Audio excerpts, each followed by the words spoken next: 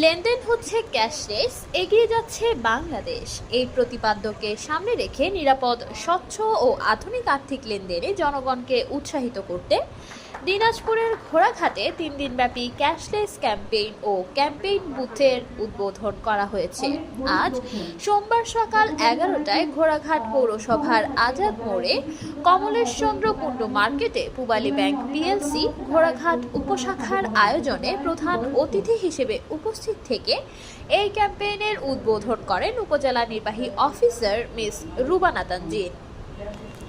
অনুষ্ঠানে বিশেষ অতিথি হিসেবে উপস্থিত ছিলেন সহকারী কমিশনার ও পৌর প্রশাসক আব্দুল আল মামুন কাউসার শেখ, উপজেলা শিক্ষা অফিসার মোহাম্মদ আফজাল হোসেন, উপজেলা মৎস্য officer Riaz Morshed Ranju, Pubali bank PLC ঘোড়াঘাট উপশাখার প্রিন্সিপাল অফিসার ও ব্যবস্থাপক মোহাম্মদ হাবিবুর রহমান প্রমুখ।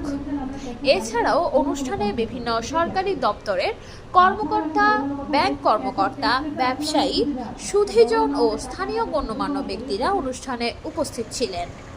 উদ্বোধনী অনুষ্ঠানে বক্তারা বলেন, ডিজিটাল বাংলাদেশ থেকে স্মার্ট বাংলাদেশ বিনির্মাণে ক্যাশলেস লেনদেনের গুরুত্ব দিন দিন বৃদ্ধি পাচ্ছে।